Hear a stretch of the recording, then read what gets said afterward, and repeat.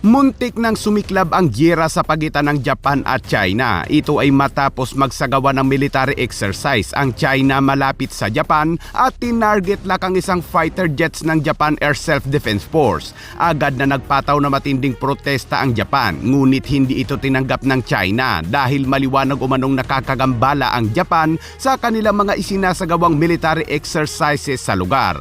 Panay daw kasi ang aligid ng mga aircraft ng Japan sa tuwing sila ay mayroong mga drills. Alamin ang buong detalye mamaya. At sa ibang balita naman, matinding airstrike ang inilunsad ng Thailand sa Cambodia kung saan winasak nito ang mga military facilities ng Cambodia bilang ganti umano sa panibagong atake ng Cambodia na sumira sa kanilang peace agreement. Kaya't para malaman ang buong detalye ay tumutok at makinig na mabuti.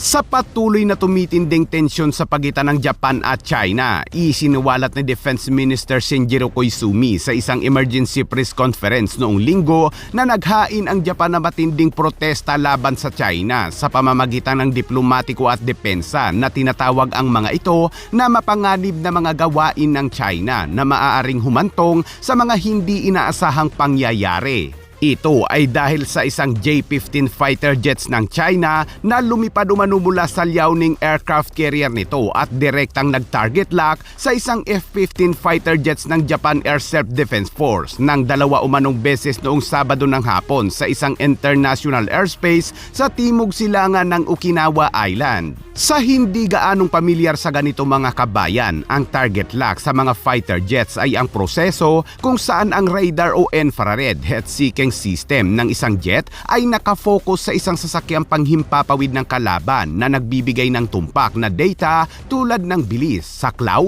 at direksyon upang gabayan ng mga armas nito tulad ng mga missiles na nagbibigay ng sinyalis sa intensyong magpaputok at pagpapahintulot sa piloto na maglunsad ng high accuracy.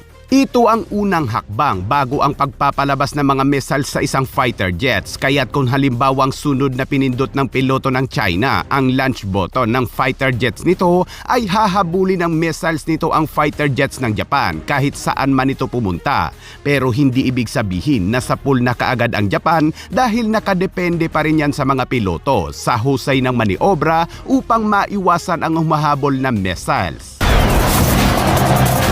Sinabi ni Shinjiro na malayo ang pagitan ng mga fighter jets ng China at Japan na lagpas umano sa visual range at itinuturing ito ng ministeryo bilang isang mapanganib na gawain ng China na tumatarget sa mga fighter jets ng Japan Air Self-Defense Force. Sinabi naman ni Japanese Prime Minister Sanai Takaichi na ito umano ay isang mapanganib na gawain na lumalagpas sa kinakailangang saklaw para sa ligtas na paglipad.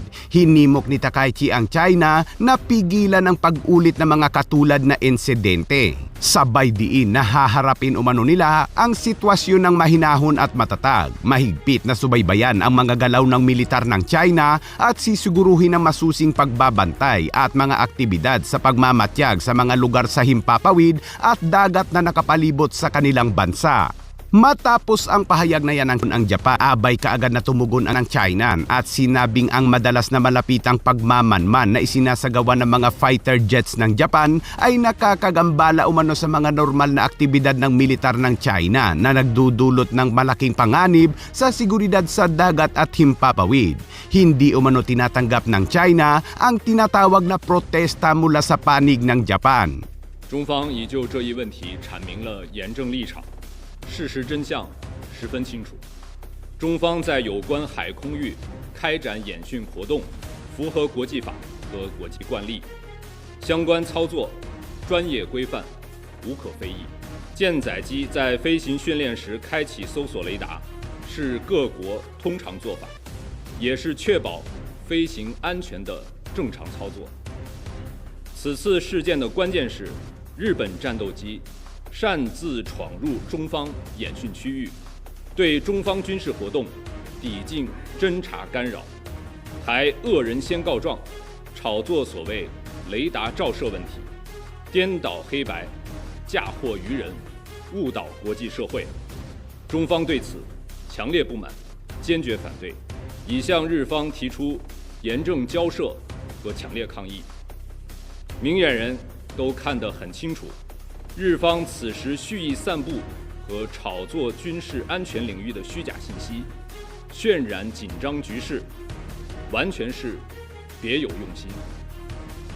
我们强烈敦促日方立即停止滋扰中方正常演训活动的危险行为，停止一切不负责任的虚假炒作。Mariing hinimok ng China ang panig ng Japan na kaagad umanong itigil ang mapanganib nitong mga hakbang sa panggugulo sa normal na ehersisyo at pagsasanay militar ng China at itigil ang lahat ng irresponsabling disinformation o gawa-gawa umanong kwento. Napakasinungaling talaga mga kabayan. Habang ang Amerika naman ay patuloy na pinapayuhan ang Japan na kumalma, huwag magpadala at huwag agad pumasok sa gyera. Samantala, nakipagpulong naman si National Security Advisor Eduardo Año kay Japan National Security Advisor Keiichi Ichikawa sa Maynila upang talakayin ang mga ibinabahaging prioridad sa seguridad, kabilang ang isyu ng agresyon ng China sa West Philippine Sea. Binigyang diin ni Año ang suporta ng Pilipinas para sa Japan habang nahaharap ito sa sarili nito mga hamon sa seguridad sa East laban sa China na binibigyang diin na ang parehong mga bansa ay nahaharap sa magkatulad na mga presyon na nangangailangan ng mas malapit na koordinasyon at mutual na estratehikong katiyakan. At sa ibang balita naman mga kabayan, naggalit si US President Donald Trump dahil nalabag na naman ang peace agreement sa pagitan ng Thailand at Cambodia kung saan muli na namang naglunsad ng airstrike at artillery ang Thailand sa mga military outpost ng Cambodia.